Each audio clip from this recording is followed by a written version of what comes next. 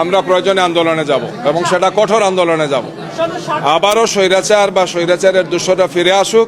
নির্বাচন নিয়ে এই জাতির যে ভয়ঙ্কর ট্রমা 2014, 2018 এবং 2024-এ যেটা আমরা দেখেছি, এবং যারা এই ধরনের নির্বাচন করেছিলেন তারা এখন কোথায় আছেন আপনারা জানেন।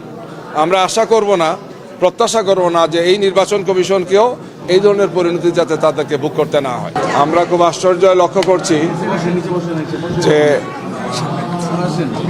এই গণনা কার্যক্রমের সাথে নির্বাচন কমিশনের যারা জড়িত আছেন, রিটার্নিং অফিসার, সহকারী রিটার্নিং অফিসার এবং ইসির সদস্য যারা আছেন,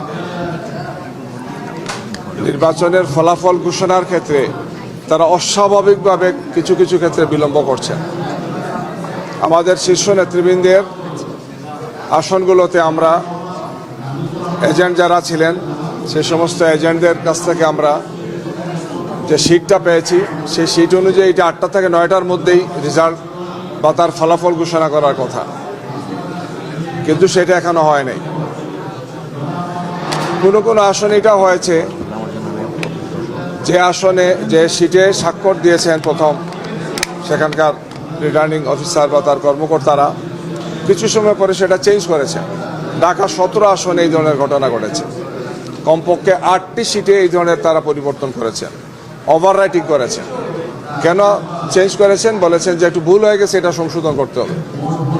বিভিন্ন সেন্টারগুলোর যে রেজাল্ট শিট সেটা যোগ করে যেটা দাঁড়িয়েছিল, এটা কাটাকাটির আগে, ওভাররাইটিংয়ের আগে, পরে যেটা তারা ওভাররাইটিং করেছেন সেখানে 5000 ভোট কমানো হয়েছে। একটি বিশেষ দলের প্রধানকে সুবিধা দেওয়ার জন্য আমরা মনে করি এই কাজটি করা হয়েছে। আমাদের যারা সেখানে ছিলেন এজেন্ট, তাদের কোনো কথা বলতে দেওয়া হয়নি। তারা ইতিমধ্যে প্রেস কনফারেন্স করেছেন, প্রেসের সাথে কথা বলেছেন। আমরা বলেছি যে আপনারা এই ব্যাপারে পদক্ষেপ গ্রহণ করুন।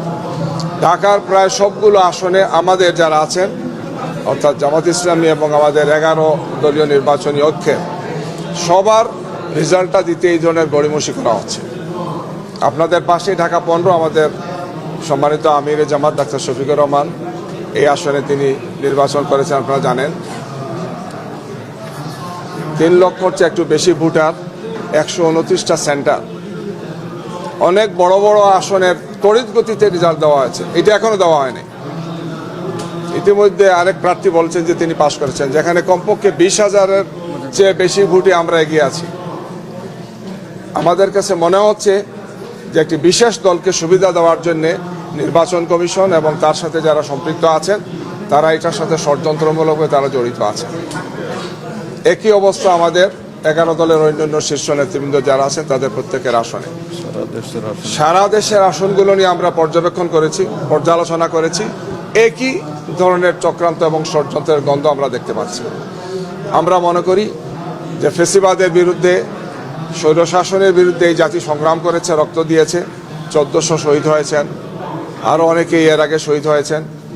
হাজার হাজার মানুষ আহত হয়েছেন, পঙ্গু হয়েছেন। আমরা রক্ত দিয়েছি, আমরা আত্মোৎসর্গ করেছি অসংখ্য মানুষ এখানে। এই ধরনের আরেকটি নতুন ফেসিবাদ কায়েমের জন্য নয়। আমরা স্পষ্ট ভাষায় বলতে চাই যে এই যে প্রক্রিয়া তারা করছেন, গণনা করা, রেজাল্ট দেওয়ার ক্ষেত্রে বিভিন্ন ধরনের কলাকৌশল করা, ইচ্ছাকৃতভাবে মনে হচ্ছে যে কোনো একটা বিশেষ উদ্দেশ্য সাধনের জন্য তারা এই কাজটি করছেন। আমরা আগেও বলেছি যে আমরা ষড়যন্ত্রের কাছে মাথা নত করব না। দেশবাসীকে সাথে নিয়ে আমরা এই চক্রান্ত এবং ষড়যন্ত্রের বিরুদ্ধে দুর্বার প্রতিরোধ গড়ে তুলব। আমরা বাধ্য হব এই ধরনের চক্রান্ত এবং ষড়যন্ত্র যারা করছেন তাদের বিরুদ্ধে আন্দোলন করে তাদেরকে আমরা জনগণের মুখোমুখি করব। আমরা আজকে এসেছি এই কারণে গভীর রাত্রে যে আমরা দীর্ঘ সময় থেকে অপেক্ষা করছি। আমাদের কেন্দ্রীয় কার্যালয়ে আমাদের আমিরে জামাত এবং শীর্ষ নেতৃবৃন্দ সেখানে ছিলেন। তারা সেখানে প্রেসের সাথে কথা বলেছেন এই ধরনের চিত্রগুলো বিভিন্ন জায়গাতে আসছে, সেই বিষয়ে আপনাদেরকে বা আপনাদের বন্ধু যারা ছিলেন সেখানে তাদেরকে অবহিত করেছি। আমরা মনে করেছিলাম যে এরপরে হয়তো নির্বাচন কমিশন বা তার সাথে যারা আছেন তাদের বোধোদয় হবে, দায়িত্বশীল ভূমিকা পালন করবেন, স্বৈর শাসকের আচরণের মতো তারা কোনো আচরণ করবেন না। কিন্তু আমাদের কাছে মনে হচ্ছে যে তারা বিশেষ কোনো উদ্দেশ্য নিয়ে এই সমস্ত কাজগুলো করছেন। আমরা এখন ইসির যারা আছেন তাদের সাথে কথা বলবো, তাদের বক্তব্য শুনবো এবং আমাদের পক্ষ থেকে পরবর্তী কঠোর কর্মসূচি কী দিতে হয় আমরা সেটা তাদেরকে জানাবো।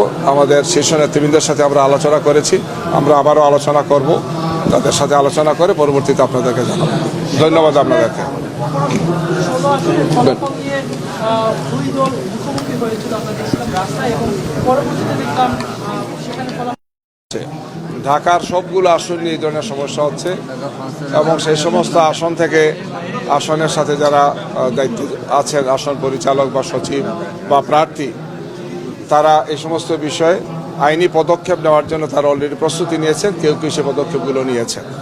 আমাদের কাছে এটা খুবই স্পষ্টত দৃশ্যমান হচ্ছে যে কোনো অবস্থায় এই ধরনের অনাকাঙ্ক্ষিত এবং অপ্রত্যাশিত দেরি করার কোনো কারণ নেই। বিশেষ কোনো কারণে, বিশেষ কোনো উদ্দেশ্যে অথবা আমাদের প্রতিপক্ষ যারা তাদেরকে কিছু বিশেষ সুবিধা দেওয়ার জন্য বা অন্যায়ভাবে তাদেরকে পাশ করানোর, বিজয়ী দেখানোর জন্যই এই ধরনের অনাকাঙ্ক্ষিত এবং অপ্রত্যাশিত দেরিটা করা হচ্ছে। আমরা এই বিষয়ে আপনাদের সহযোগিতা চাই। জনগণের জনগণের মতামতের প্রতি আমাদের সম্মান শ্রদ্ধা সবসময় আছে, কিন্তু জনগণের মতামতকে যদি স্বৈরাচারী কায়দায় অন্যায়ভাবে এইভাবে কেড়ে নেওয়ার অপপ্রয়াস চালানো হয়, তাইলে দেশবাসী সেটা মেনে নেবে না। আমরা দেশবাসীকে সাথে নিয়ে এটাকে প্রতিরোধ করে তুলব, দেশবাসী এটাকে প্রতিরোধ করবে ইনশাআল্লাহ।